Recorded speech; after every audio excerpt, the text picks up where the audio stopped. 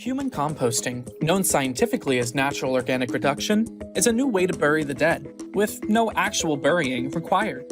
Instead of being put in the ground to decompose, a body is moved to a special facility and placed in a vessel filled with materials like alfalfa, wood chips, and straw that help speed up the process. For the next 2 months, the body is periodically rotated until it's fully decomposed. What's left is a fertile soil that's then given to the family of the deceased to scatter or plant with. Currently, human composting is legal in 5 states: Washington, Oregon, Vermont, Colorado, and most recently, California. Death might seem like forever, but this eco-friendly solution gives people the chance to make the world a little bit greener after they're gone. Washington is home to a one-of-a-kind service now sparking interest around the country.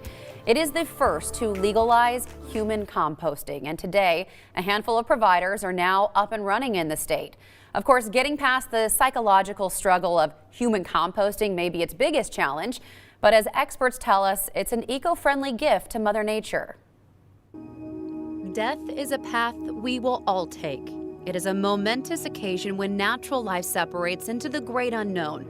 And as some would have it, they want their natural remains to be just that, to become part of the ground they once walked. Well, now it's a reality and an option in Washington state for those seeking to become a final gift to Mother Earth. Natural organic reduction, or human composting, is new to Funieri. Essentially, it's the breaking down of human remains into soil to be reused.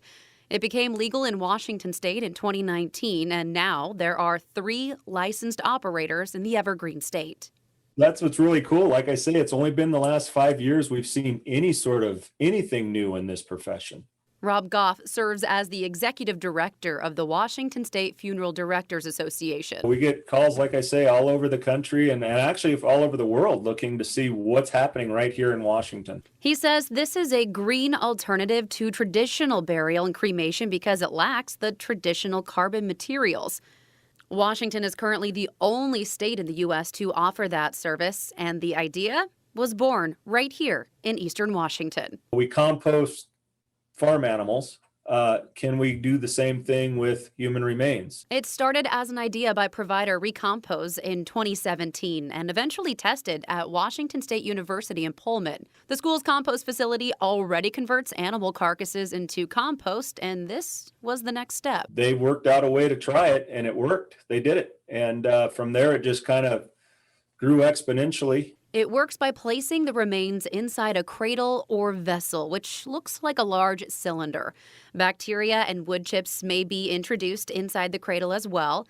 It's kept at high heat and naturally breaks down in the following weeks. The result is soil. It can then be used for land conservation, forests, and gardens. The process is so new there is no guidebook. The 3 licensed operators each have their own tweak to the process, all yielding similar results. As I understand it, the state licensing department will be really watching those end results. They're going to be doing some testing on the soil and that sort of stuff to make sure that there truly is no identifiable DNA or anything like that. As of right now, the providers are located in central and western Washington. Now, human composting is still an option for people in eastern Washington or even North Idaho, but requires some transportation, though typically a body is embalmed before crossing state lines. The embalming is the antithesis to natural organic reduction. So to bring somebody to Washington, you would have to transport them without the embalming process if they're going to do the natural organic reduction. Our sister station in Portland visited Herland Forest in Klickitat County, the closest provider to the inland Northwest. This is where we do the natural organic reduction. Here, the process is done entirely by hand rather than heavy equipment, a nod to the natural disposal of a body. Caretakers gently roll the cradle over the course of several weeks to rotate the soil. People are going to be dead for a long time. There really isn't any hurry to get this done. We would much rather take our time and get it done right. Caretaker Walt Patrick has a background in chemistry. 5 years ago, he gained a license to dispose of bodies naturally underground. With this new law, he can now complete that process above ground. If you get oxygen to the decomposing flesh, the bacteria will convert it into carbon dioxide, which is easily consumable by the plants. Without that, it'll convert to methane.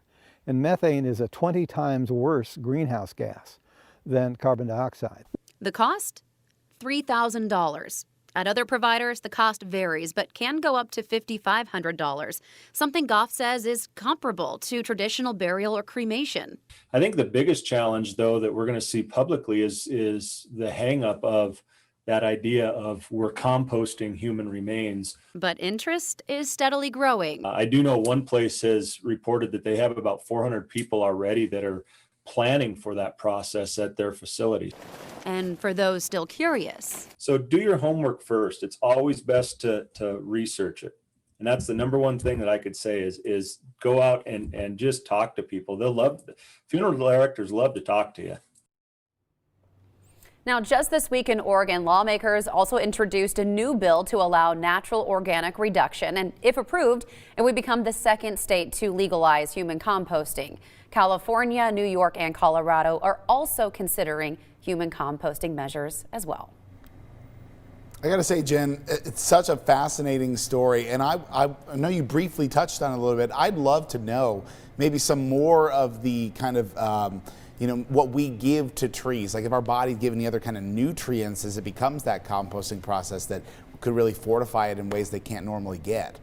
Yeah, and like just take all of the other ways of disposing of your corpse, and none of them really offer anything to anything. Like you're embalming it, you're shoving it in a coffin, you're burning it and putting all that up into the air. None of those are good alternatives. You know what? Sign me up. Take my dead body and just roll it around on the ground until it's gone. I like that. Did they talk about those nutrients at all, Jen? Like, does it fortify a tree or a plant in any other way? It's just similar to, normal soil. Yeah. So whatever wood chips, whatever you introduce into the cradle or barrel is something that will play a role in whatever soil that you get back. See, my thing was, okay, now that you're composted, you're able to grow into a tree and maybe even give that as a gift or know that that tree is part of that person. So what a cool way to live on in nature for those people that think that's a good idea. Yeah, I mean, like, it's the same. It's wonderful. I love it. I love it. All Very right. cool story, Jen. Love it.